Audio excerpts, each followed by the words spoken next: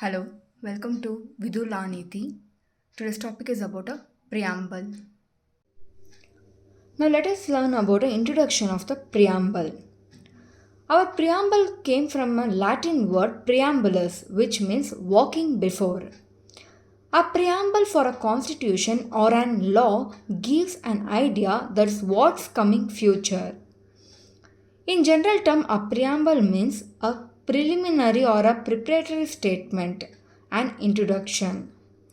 In legal terms, a preamble means an introduction part of a status or D stating its purpose, aims, and justification. Preamble is an introduction statement which briefly explains the document's philosophy and also explains the objectives that particular document. The aspects of the preamble are it presents intention of on its frame, it covers the history behind its creation, it explains the core value and the principle of the nation, it gives what's the source of the constitution and the nature of the state and objectives. It was adopted on 26 November 1949 by the Constitution Assembly and came into effect on 26 January 1950. The preamble is a source that we the people of the India. That means this constitution is coming into force because we the people of India have decided to bring in. The next is about the components of the preamble. It indicated by the preamble that the source of its authority of the constitution lies with the people of India. Preamble declares India to be a sovereign, socialist, secular and democratic and republic. Nature of a constitution. In the nature of the constitution, there are 5 types: sovereign, socialist, secular, democratic and republic. In detail, let us discuss. First one is sovereign. Our India has its own independent authority. That means we can decide what is good and what is bad. No other countries or a government of any other nations can say what India has to do. We can decide our own that what is good and what is bad. Next is socialistic. In simple term, having a welfare state like equal wages for equal work, distribution of wealth, removal of poverty, etc.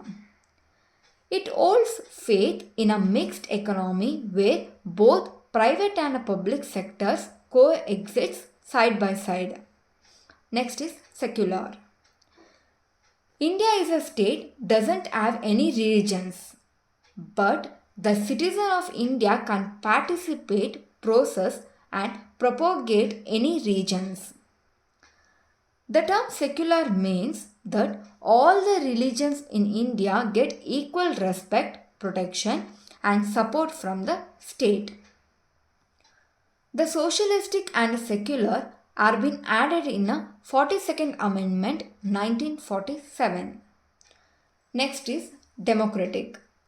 It implies that the Constitution of India has an established from the Constitution which gets its authority from the will of the people expressed in an election. Republic. It indicates that the head of the state is an elected by the people of India. The President of India is the head of the state. Next is objectives of the Constitution. Our Constitution is a supreme law and it helps to maintain integrity in the society and to promote unity among the citizens to build a great nation. The factors in that are, first one is justice. It is necessary to maintain order in society that is promised through various provisions of fundamental rights and derivative principles of the state policy provided by the Constitution of India. It comprises 3 elements, that is social justice, economic justice and political justice. Let us go in detail next. Social justice. It means that the Constitution wants to create a society without discrimination of any grounds like caste, gender, religion, etc. Economical justice. It means no discrimination can be caused by people on their basic of their wealth, income and economic status. Every person must be paid equally for an equal position and all people must get opportunities to earn for their living. Political justice. It means all the people have an equal, free and fair rights without any discrimination to participate in political opportunity.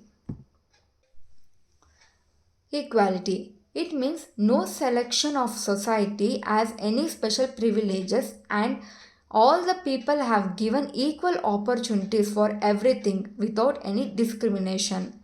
Everyone is equal before the law. Whoever citizens of India have equal opportunities to be participating in all the term and all the status. Liberty. It means freedom for the people to choose their way of life, have political views and behaviors in society. Liberty does not mean freedom to do anything. A person can do anything without in the limit set by the law. Their persons have a liberty in their thoughts, expressions, belief, faith and worship. And there will be a certain set of a limit in the eye of the law. Next is fraternity. It means feeling of a brotherhood and an emotional attachment with the country and all the people. It helps to promote dignity and unity in the nation. Fraternity means assuring the dignity of the individual and the unity and integrity of the nation.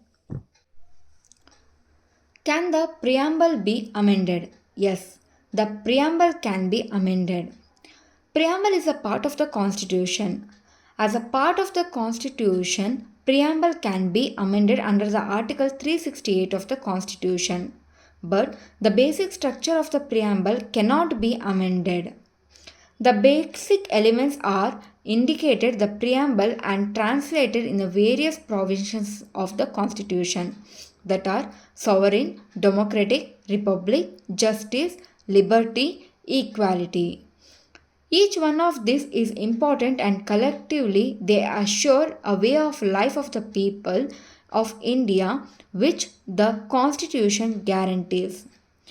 To withdraw any of the above element, the structure will not survive and it will not be the same constitution or this constitution nor it can maintain its identity. If something quite different is substituted in its place, which a sovereign will be the people alone can be. The 42nd Amendment Act 1976 changed the description of the India from sovereign democratic republic to a sovereign socialistic secular democratic and republic. It also changed the words unity of the nation to unity and integrity of the nation. On 42nd Amendment Act, after the judgment of the Keshwananda Bharti case, it was accepted that the preamble is the constitution. Thank you. Please like and subscribe. Our next video will be on citizenship, Article 5 to 11.